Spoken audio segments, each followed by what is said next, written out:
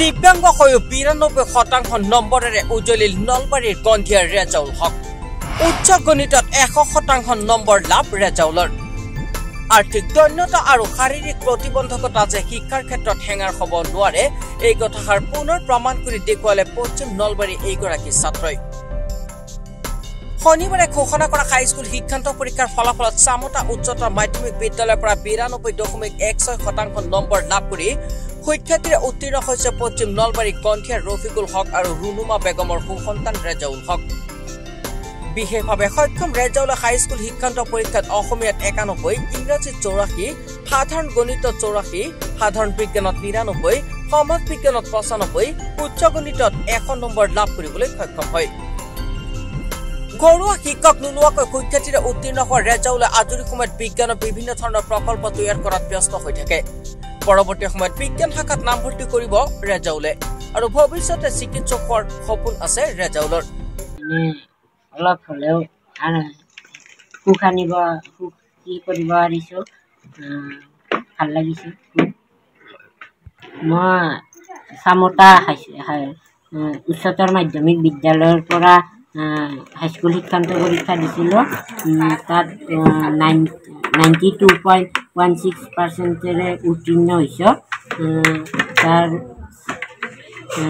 অসমীয়াত 91 পাইছোঁ, সমাজ বিজ্ঞানত 95, বিজ্ঞানত 99 আৰু এডভান্স মেথছত 100 পাইছোঁ আৰু ইংলিছত 84 আৰু মেথছত 84।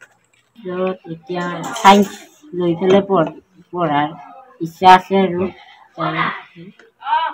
শাৰীৰিকভাৱে 80% মানে শাৰীৰিক সক্ষম বুলি ডক্টৰে লিখাৰ সময়ত সহায় লোৱা নাই, কেৱল মানে নিজে লিখিছোঁ। খালি ৰুমক যোৱাত সহায় বিদ্যালয়লৈ ই ৰিক্সাত যাওঁ, ইয়াত গাড়ীত তুলি দিয়ে মায়ে হওক বা দেউতাই হওক, আৰু তাত বন্ধুবৰ্গই দাঙি নিয়ে গাড়ীৰ পৰা ৰুমলৈ। ৰেজাউল হকে উচ্চ শিক্ষা আৰু চিকিৎসাৰ বাবে চৰকাৰ তথা মুখ্যমন্ত্ৰী হিমন্ত বিশ্ব শৰ্মাক আৰ্থিক সহায়ৰ বাবে অনুৰোধ জনাইছে। নমস্কাৰ। আজি হাইস্কুল শিক্ষান্ত পৰীক্ষাত যি ৰিজাল্ট কৰিছে তাৰ বাবে মই নথৈ আনন্দিত হৈছোঁ। মানে তেওঁ যিখিনি কষ্ট কৰিলে হয়তো কষ্টৰ ফলটো তেওঁ পাইছে, কিন্তু মানে সুখী হ'লেও মোৰ মনত আৰু দুখো আছে।